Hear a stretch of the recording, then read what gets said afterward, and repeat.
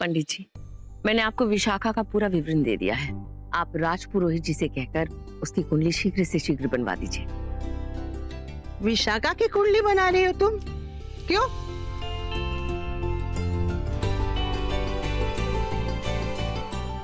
चंद्र के लिए माँ। मैं चाहती हूँ कि विशाखा और चंद्र का विवाह हो जाए।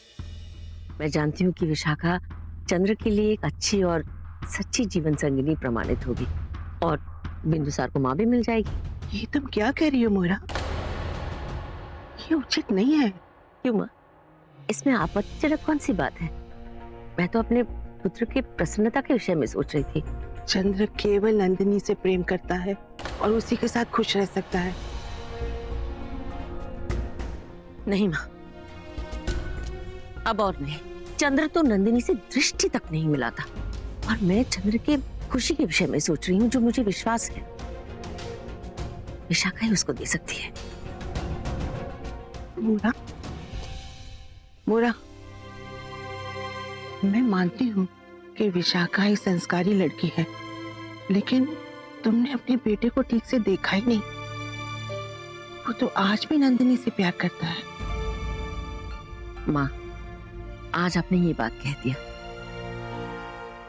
कृपा करके आज के पश्चात ये बात कभी मत कहिएगा। और चंद्र मेरा पुत्र है माँ, उसकी खुशी के लिए क्या उपयुक्त है, एक माँ होने के तौर पे मुझे बेहतर ज्ञात है।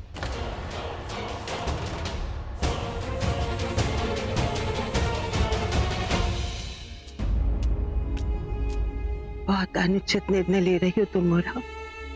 एक माँ होकर तुम अपने बेटे के दिल की बात नहीं समझ पाई।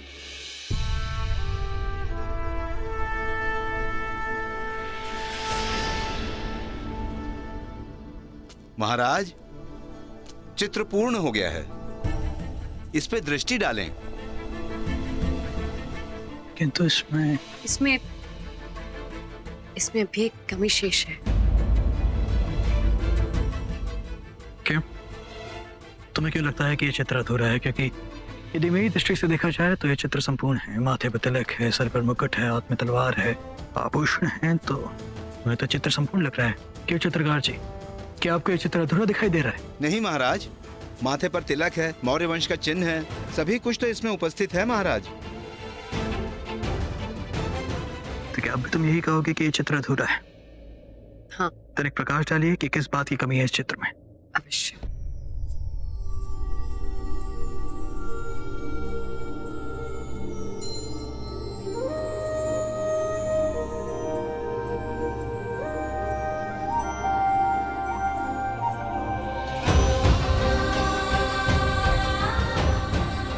अब होगा ये चित्र परिपूर्ण जब मगध का आज और आने वाला कल दोनों एक साथ होंगे इस चित्र में।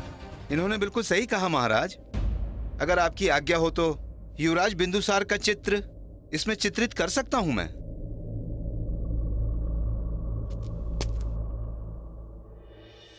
कैसे कर लेती हो तुम ये नंदिनी? कभी एक क्षण के लिए मुझे इतना क्रोधित कर देती हो कि मेरा मन करता है कि मैं सबका अंत कर दूं, और अगले ही क्षण कुछ ऐसा कर देती हो कि वो बात मेरे हृदय को छू लेती है। तुम ऐसी क्यों हो नंदिनी?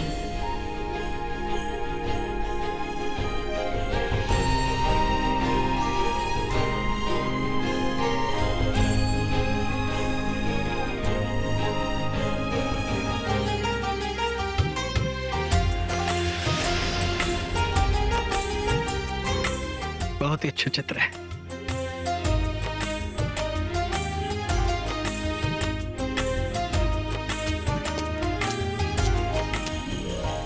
महाराज, यदि आप चाहते हैं कि मगध इस चित्र को आने वाले समय में स्मरण रखे, तो कल रात्रि मैंने आपको विशाखा के विषय में जो भी कहा है उस पर ध्यान दीजिएगा। अरे इस बार भी आप अनुचित सिद्ध हुई तो? इस बार मैं अनुचित सिद्ध नहीं होंगी चंद्र। ये देखिए, हम युवराज बिंदुसार के लिए कितना प्यारा खिलौना लेकर आए। आइए आइए हमारे पास आइए। और ये ओले, ये देखो, ये देखो देखो। राजकुमारी विशाखा, मैं सोच रहा था कि जिस दिन से आप इस महल में आई हैं आपने इसका भ्रमण नहीं किया है, तो क्यों ना आज मैं स्वयं आपको इस महल का भ्रमण करवा दूं?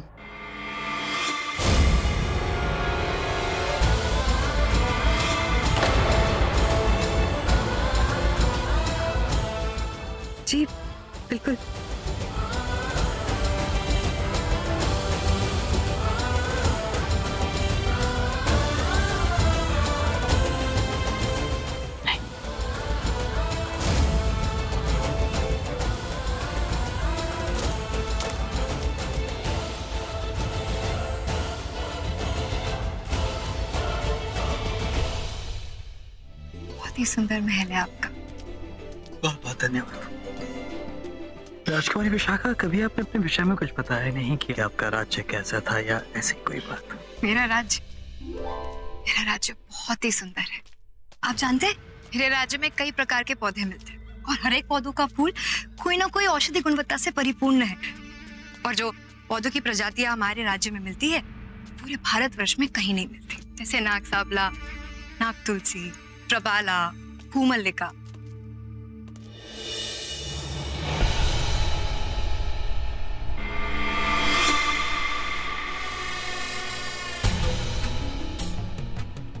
तुमने बताया नहीं कि तुम्हारे राज्य में और क्या विशेष है। और हमारे राज्य से इन औषधीय पौधों का निर्यात भी होता है। अवश्य अपने बचपन में बहुत भूली रही होंगी आप। तनिक अपना बचपन वर्णन करें। नहीं महाराज, बिल्कुल भी नहीं। मैं तो अत्यंत शरारती बालिका थी। ये देखिए, ये निशान। ये निशान हमें केवल 4 साल की उम्र में मिला था, जब हम घोड़े से गिर गए थे। मुझे घुड़सवारी करने का बहुत शौक था। पिताश्री के मना करने पर भी मैं घोड़े पर जाकर बैठ गई। और फिर क्या, घोड़े से गिर गई और ये निशान मिला। और यही नहीं, हमारे महल के नीचे से एक खुफिया सुरंग जाती है, और जब जब कोई युद्ध होता था, तब तब इस सुरंग के नीचे से ही सबके लिए भोजन जाता था। और मैं इतनी शरारती थी कि मैं सुरंग में जाके छुप जाती थी। और फिर पूरा दिन मेरे माताश्री और पिताश्री मुझे खोजते रहते।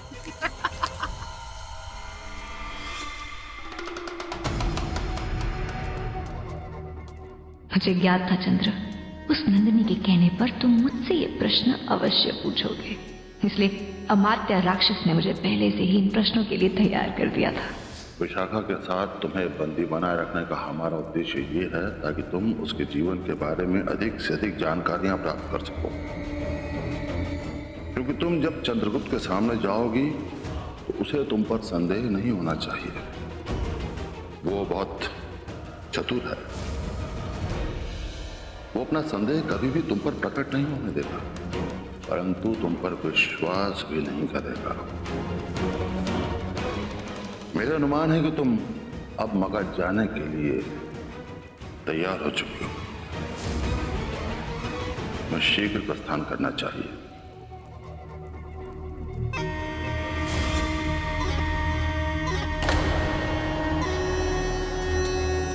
महाराज की जय हो।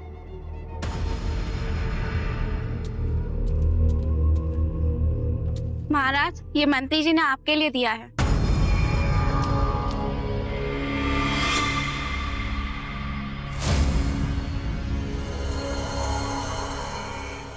ये तो विशाखा के विषय में वही सोचना है जो मैंने मंत्री जी से पता करने को कहा था। मैं चाहता हूं कि महल में एक घोषणा करवा दी जाए कि सभा में सभी को आने का आदेश दिया गया है, विशेषकर नंदिनी को।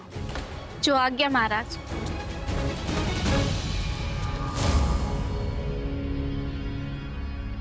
अब सब सोच रहे होंगे कि इस बात या अचानक मैंने आप सबको सभा में एकत्रित होने का आदेश क्यों दिया है। दरअसल बिंदुसार की दाई मां ने एक बहुत ही महत्वपूर्ण विषय पर प्रकाश डाला है।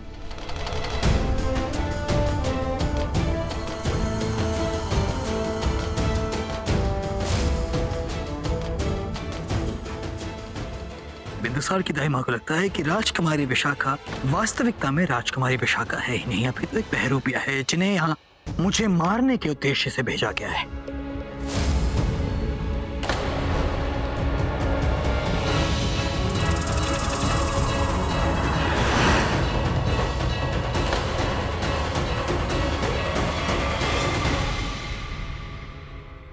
महाराज, ये सत्य नहीं है। मैं तो स्वयं आप पर आश्रित हूँ, आपसे सहायता मांगने आई हूँ। मैं आपकी हत्या कैसे कर सकती हूँ? झूठ बोल रही है ये।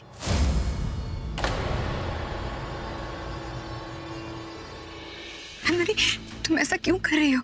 मैंने तो तुम्हें अपना मित्र समझा, ये जानते हुए भी कि तुम पद्मानंद की पुत्री हो जिसने मेरे माता पिता की हत्या की। फिर भी मैंने तुमसे मित्रता की। बस स्वांग मात्र जो मेरे सामने, मुझे पता है कि तुम वास्तविक राजकुमारी विशाखा नहीं हूं।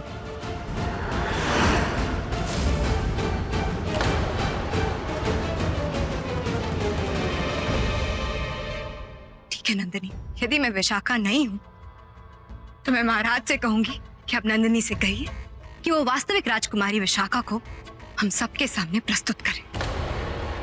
तब सब कुछ स्पष्ट हो जाएगा।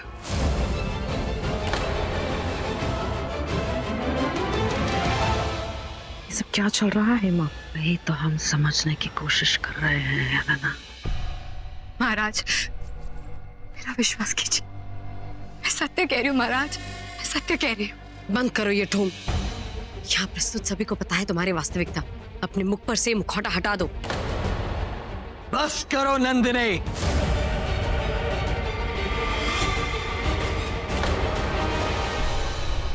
मैंने तुम्हें आज सबके समक्ष राजकुमारी विशाखा पर आरोप लगाने के लिए नहीं बुलाया, भी तो इस कारण बुलाया है ताकि मैं तुम्हें बता सकूं कि मुझे राजकुमारी विशाखा पर पूर्णतः विश्वास है।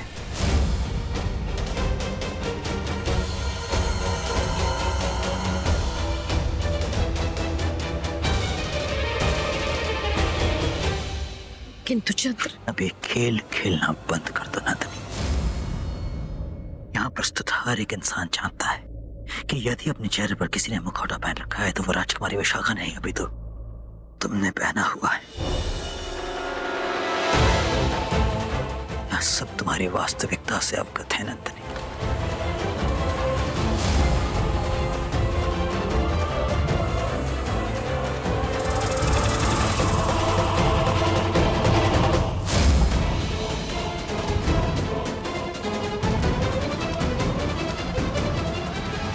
एक बार फिर से तुम मनोचित हुई हो नंदिनी।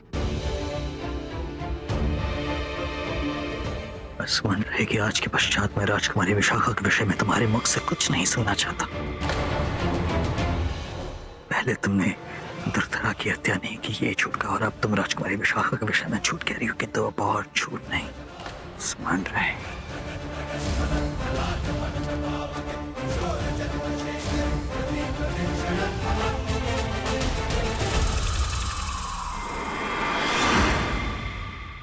सही वक्त आ गया है हेलेना, बस अब तुम देखती जाओ। महाराज, हमने अपनी आंखों से देखा आधी रात को नंदिनी गौतमी से मिलने गई। हम आपको ये खबर देने आने ही वाले थे महाराज, पर आपने सभा का आगाज कर दिया। हमने उन दोनों को गौतमी के पुत्र के बारे में बात करते सुना। महाराज, नंदिनी कलिंग में गौतमी के साथ रहती थी।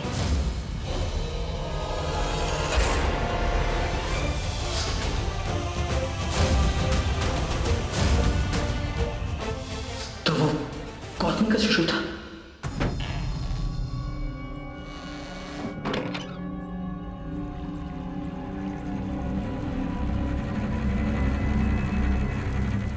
आज मैं इस सत्य का पता लगा के रहूंगी, और हमारी समझ में इस वक्त नंदिनी अपने पिता पद्मानंद के साथ मिलकर जरूर कोई साजिश रच रही है, क्योंकि अभी गौतमी नंद के साथ रह रही है महाराज।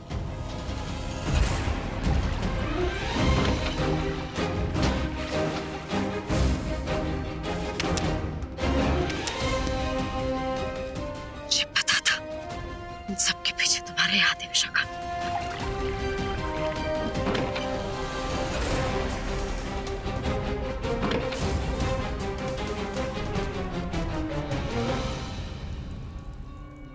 नंदिनी, तुम यहाँ क्या कर रही हो? विशाखा, विशाखा मैं तुमसे ही मिलने आ रही थी।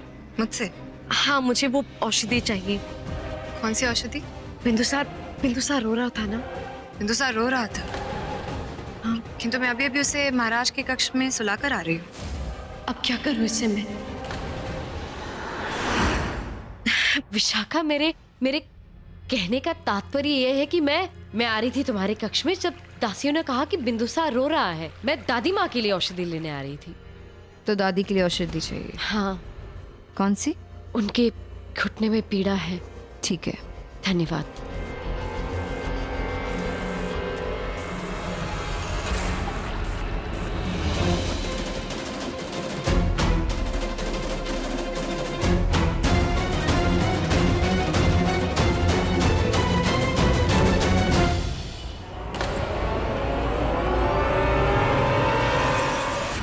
नंदिनी? कुछ नहीं।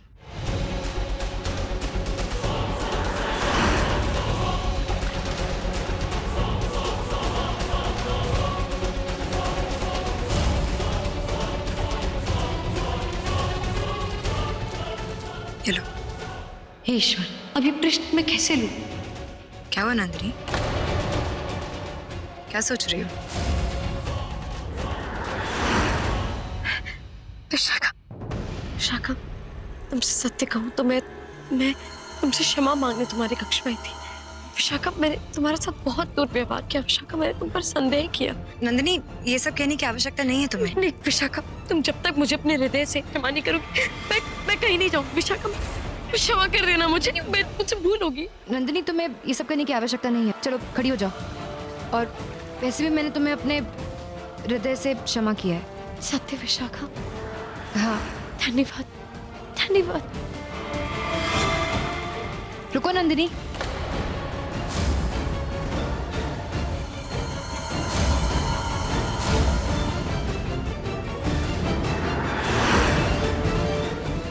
ये क्या कर रही हो तुम?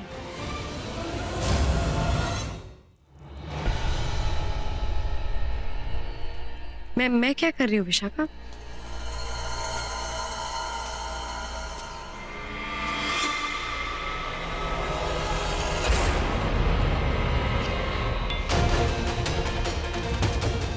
तुम औषधि लेने आई थी ना? हाँ, मैं तो भूल ही गई थी। धन्यवाद। ये नंदिनी ऐसा बर्ताव क्यों कर रही है?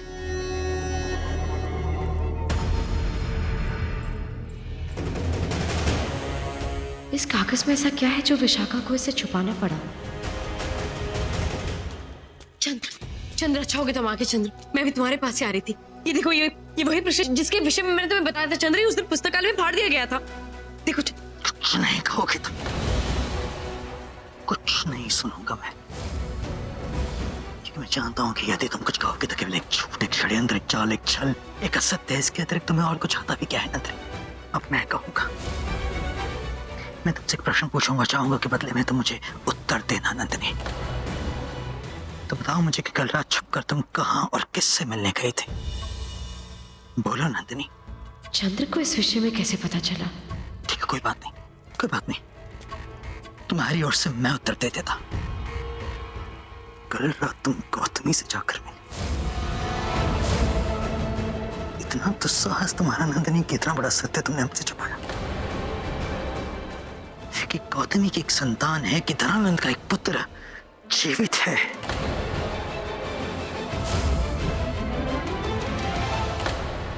तुम्हारी चुप्पी तुम्हारे अपराध को सिद्ध कर रहे हैं नंदिनी। चंद्र, किंतु मैं कुछ नहीं सुनना मुझे नंदिनी।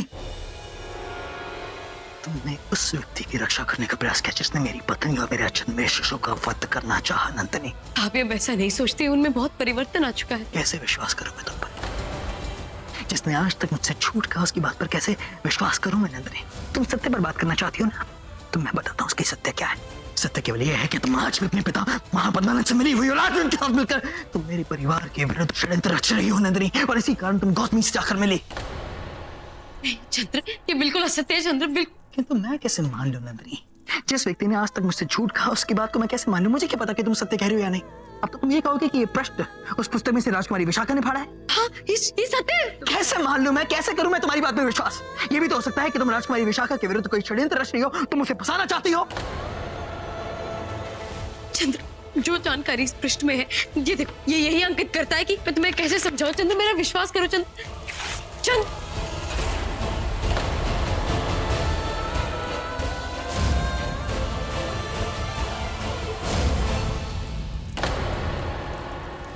ठीक है चंद्र, मत मानो मेरी बात। ये सत्य है कि मैं भाभी से मिली थी, और ये भी सत्य है कि मैंने तुमसे बात छुपाई कि भाभी और धनानंद भैया का एक शिशु है। पर तुम्हें भयभीत थी चंद्र, क्योंकि वो बालक तो अबोध है चंद्र। उसका इस शत्रुता से क्या लेना देना? उसका कोई संबंध नहीं है इससे, वो तो निर्दोष। और रही बात इस पृष्ठ की, तो मेरा विश्वास करो चंद्र, परंतु वो विशाखा अवश्य ही कोई षड्यंत्र रच रही है।